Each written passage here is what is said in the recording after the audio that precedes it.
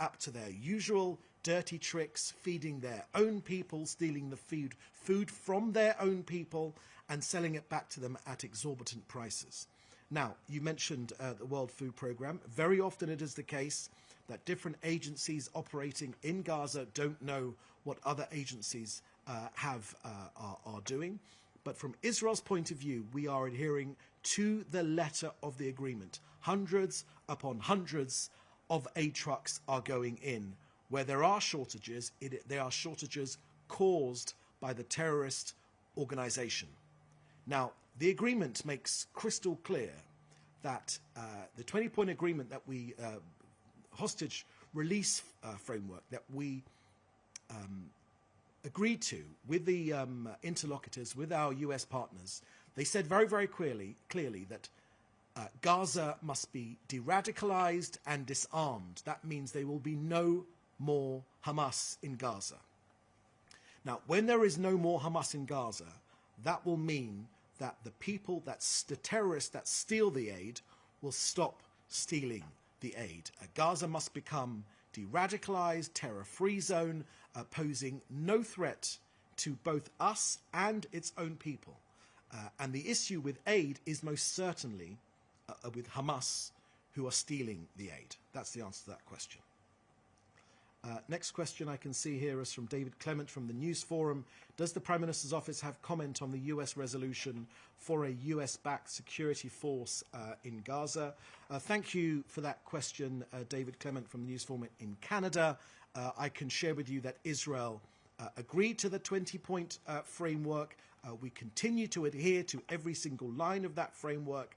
And part of that framework makes very, very clear that Gaza will be de-radicalized and Hamas disarmed, and also that Gaza will be redeveloped for its own people. Of course, Hamas are not keeping to the key point of all of our hostages being returned. There remain 8 of our hostages which should have been returned and have not been returned yet. Israel has adhered to every single part of this agreement. To the army withdrawal, we did conduct a withdrawal to the precise lines that were agreed, and that continues to be the case today. Hamas are breaking the deal. They are attacking our forces as they have done over the past few days, and within this agreement it makes very clear that we have the right to defend our soldiers, which is precisely what we are doing. And of course, when it comes to the future of Gaza, the agreement makes clear that the future of Gaza, the governance will shift from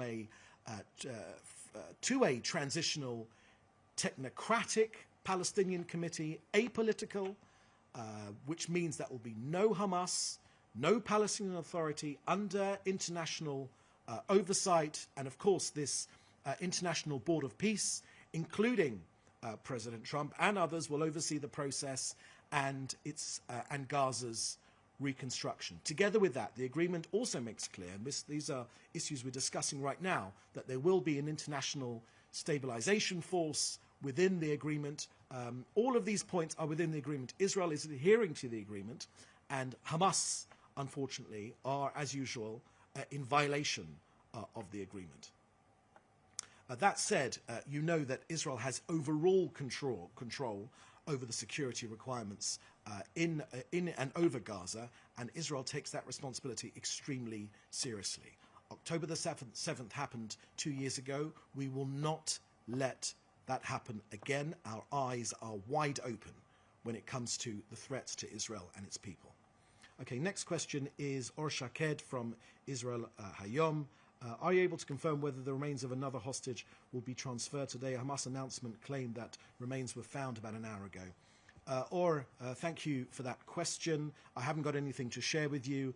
Just to reiterate the point that our intelligence services know, and the Prime Minister has made this crystal clear, Hamas know precisely where our hostages are. They know precisely where they are. So this game which they're playing, which they were exposed to the other day when they played this grotesque game of burying the remains of a hostage and then uncovering, using a digger, uncovering the remains of that hostage, this appalling game which they played last week. They've been exposed. Hamas are cheating President Trump. They are cheating the American people.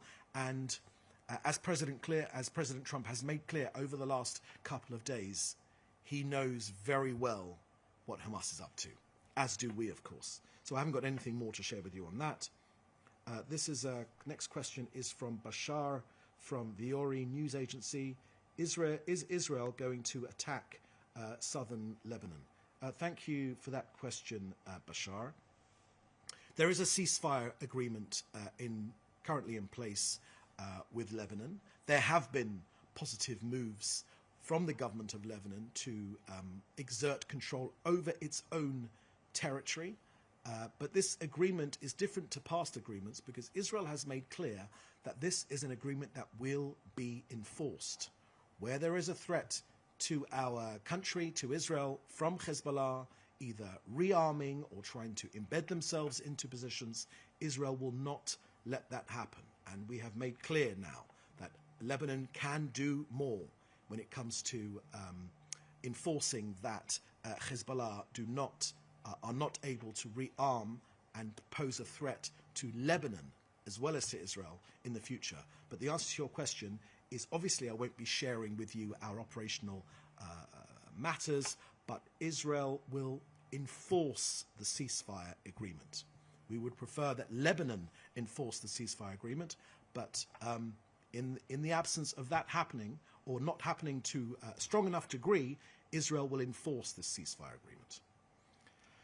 Okay, last question I can see here is from, there's no name to this question. How long will Israel wait for the killed hostages to come home? This should have been done 3 weeks ago. How much patience do you have? Thank you for that question. Perhaps you can tell us your news outlet. Israel's patience is not inexhaustible. There was an agreement, a 20-point framework hostage release agreement. Israel has adhered to every single part of that agreement, including redeploying our troops, including aid entry, including every single aspect. Hamas are using this as an opportunity to kill their own people. And the key point of this agreement, which was all of our hostages should have been returned by now, they are dragging their feet. It's clear that everyone knows that. The Americans know that Hamas is cheating them. Hamas agreed to this agreement. The key point is Israel's eyes are wide open. We will not go back to October the 6th, 2023. We know what Hamas is. We know what their jihadi ideology is. We know that they will attack us again because that is what their jihadi ideology dictates that they do. And we will defend ourselves. Make no mistake, we will defend ourselves. Hamas must release the last remaining hostages. Israel has been clear about that, and the US has been clear about that. Okay, that's the last question we've got. So thank you for joining us. We'll have another briefing again this time tomorrow. In the meantime, please do stay safe, and we'll see you next time. Thank you very much. Bye-bye.